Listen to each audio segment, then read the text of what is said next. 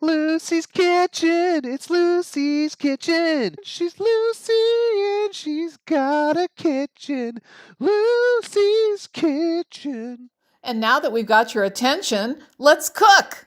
Hi there. Welcome to Lucy's Kitchen. I'm Lucy, and this is my kitchen. Today, we're going to make New Mexico Green Chile Stew. This is a very popular dish in New Mexico. It's delicious. It's very tangy because of the green chili. It's heartwarming and it's soul satisfying. It's one of those dishes that everyone in New Mexico eats several times every fall and winter. And one reason that they need lots and lots of green chilies in their freezer standing by. Well, a few weeks ago, you might remember that I taught you how to prepare roasted green chili that's fire roasted at the grocery store. I had a bushel myself, and a bushel of green chili would only last you maybe 4 or 5 times if you make this dish often. That's why people get several bushels. Well, anyway, I taught you how to peel it and prepare it and get it ready, and today we're going to use it. So we're going to be using 3 cups of chopped green chili. This is fire roasted, peeled, and we've taken the seeds away, chopped it up. It is absolutely fragrant, delicious. I can smell how fresh it is and how wonderful. Really going to look forward to using this in our dish. Now, green chili stew is a very basic dish. Usually it's meat and onions and garlic and green chili. And that's as simple as that, with some water or broth thrown in. But we're going to make a little bit of a fancy version, and yet it's going to be actually very easy because we're using pork tenderloin. I'll talk about that in a second, but first I want to go over some of the delicious vegetables we're going to use in our green chili. We're going to, of course, use onions and garlic. I've got lots of onions and garlic chopped here and ready to saute and add to our chili. I'm putting in some carrots. Now, this isn't entirely traditional, but if you have extra carrots, especially this time of year, you're going to want to add them in because they add a nice flavor, a great color, and substance. We've got some celery. Again, not totally traditional, but very tasty. I decided as long as I'm not being traditional, I'm going to add in another New Mexico ingredient that's very, very popular, which is zucchini. It's called calabacitas, and it is diced, just one zucchini diced for a little bit of extra substance. Now, sometimes people add flour to their green chili stew, but if you add zucchini, you won't need to put any flour in because it'll naturally thicken the stew itself. I'm also going to take some corn kernels off the cob, and we're going to add those. And of course, we're going to have about 6 cups of potatoes. Now, these are red potatoes. I've scrubbed them, picked out the bad parts, and diced them. And these are just fine. And I've left the skins on because that's where there's a lot of nutrition. So I don't want to give that up. We're going to also throw in a little bit of red pepper. This is bell pepper that's been diced, just enough to, give it a little extra color. And that's it for our vegetables. Now, before we get started on the pork, I'm going to show you how to take the corn off the cob. And it's not that hard. By the way, this is an incredible vegetable stew in addition to being a hearty meat stew. It's something that really can fill you up and is very nutritious, filled with the freshness of the harvest. So we've got some nice fresh corn here, and we need a knife. And what I like to do is I like to have a flat bottom on the corn, and then stand it up, and then take your knife and carefully run it along the cob. So I'm not going to look up. I'm going to keep doing this so I don't cut myself.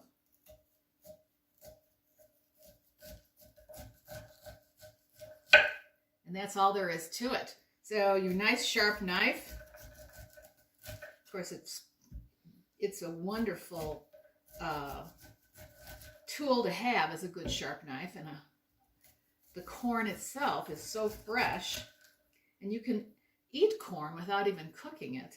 So it's going to add just a wonderful flavor to our stew and have everything ready. Now, our next step, as soon as I'm done with this. Okay. All right. Our next step is to cut up the pork. Now, typically in a green chili stew, it's also known as chili verde, or it might be known as chili verde caldo. Caldo means stew, and it's a very as I said earlier, it's a popular dish in New Mexico. So the chili verde would be the green chili, and the caldo is the stew. Anyway, they often will use, they being the people in New Mexico, will often use like a pork shoulder or some really tough and fatty piece of meat, which they'll cook the stew for hours and hours to, really make it tender. But we're going to take a shortcut because this dish is going to be great for, cooking after work, or when you've come in from doing some outdoor activity. You will be able to throw it together pretty quickly, and it'll cook in a much shorter period of time. You won't have to slow cook it all day or cook it for 2 or 3 hours. It's going to be a lot more tender because we're using pork tenderloin instead of something like a pork shoulder or even pork loin. Pork loin is good, but you would have to cook it a little bit longer than we're going to be cooking ours. So in order to cut up a tenderloin the proper way, it's got sort of a fat end and a skinny end. I like to cut the skinny end first and just take off any real obvious chunks of fat, but in general you can just leave them on because there's not much. And so now we're going to just cut it into 1-inch cubes. And then the bigger part, I'm going to cut that in half. Then I'm going to cut it into quarters. This makes it super easy to get all of your pieces about the same size. Pork tenderloin is really convenient. We tend to think of it as something that you would roast and, that it's a special occasion meal. But really, it's very useful. It makes a great Greek souvlaki, shish kebab. Pork tenderloin, again, is very tender, cooks quickly. So it's a wonderful thing to use in a lot of dishes. This one is no exception. This I'm just going to cut into little bits. And again, we've got this nice little chunk. So I'm going to cut it in half this way and then into a couple of chunks that way. So now we're just going to put this in with the rest of our pork. I've used 2 pounds of pork tenderloin. And our next steps all take place at the stove. So join me over there and we will get this underway. Now the first thing I'm going to do is I'm going to brown the pork. I do this so that I can seal in the flavor.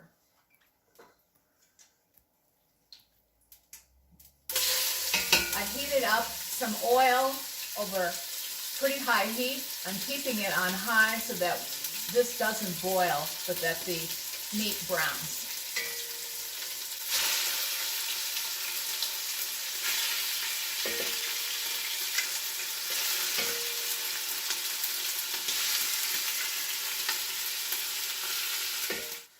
Okay, so when I say brown, I don't really mean brown. Like, we're not talking about making this crispy. We're talking about taking away that raw red color. And so what's likelier is that it's going to be a little bit less than brown. But as soon as that color is gone, we'll be able to add our onions. And this dish is so simple because all of our ingredients eventually just go in together. There's not a lot of preparation. There's not a lot of fuss. And you can, once you get it all going, you can simmer it and go do something else, come back, and it will be ready to eat. So we're just going to throw everything in and enjoy the process.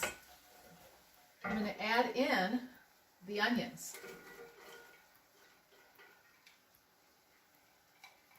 And I'm going to also add in the garlic. Onions and garlic really benefit from doing a little bit of pre-cooking.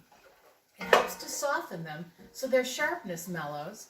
It also helps to make them sweeter and to really enhance the flavor of the dish rather than overpower it. All right, I think our pork and our onions are ready for the addition of our garden vegetables.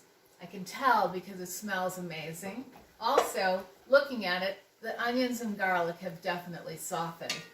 And it's starting to really bubble. So I want to add in our red pepper, the celery,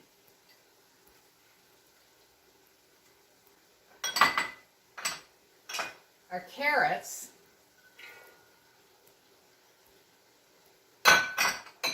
our corn, which is flying all over the place. And I'm going to wait to add the zucchini when I add the green chili. So I'm just going to stir this up and get everything covered in the oil and juices. Looks fantastic. And now I'm going to add in, the potatoes.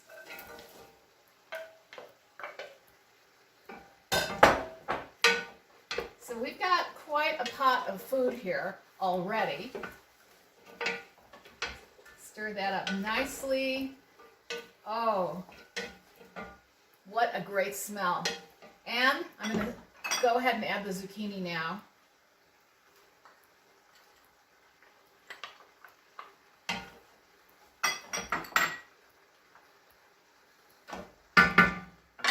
And here comes our green chili. It's a lot of green chili. This can be a pretty spicy dish.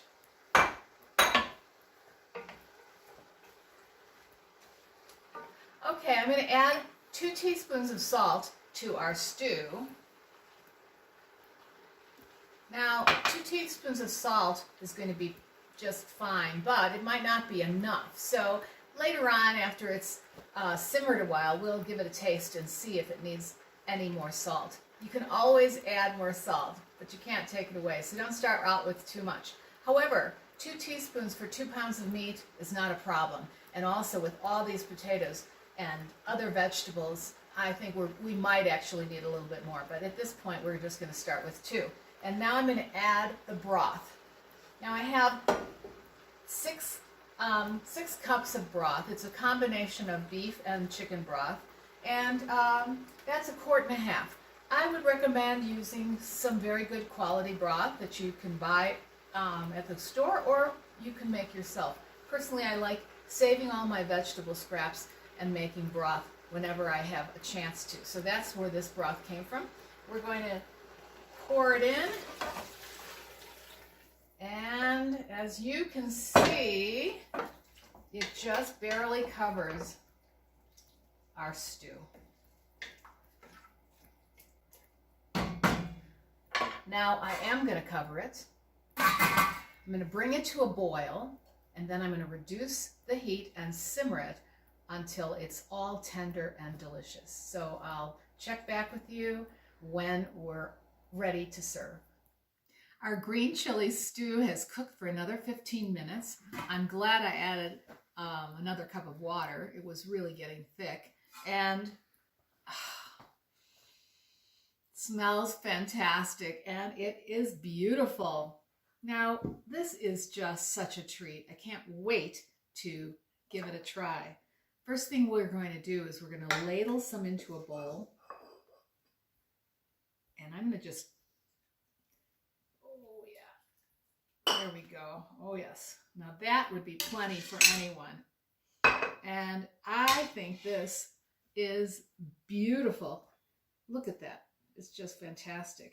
Now what we want to do is we want to put some cilantro on the chili. Some people throw it in and stir it all in, but I kind of like to use it as a garnish. It does the same job. I'm adding some sour cream to this green chili stew. Sour cream is a wonderful addition because not only does it mellow out the flavor, and of course sour cream is delicious, but it also helps to tone down any spiciness that might be too much for someone.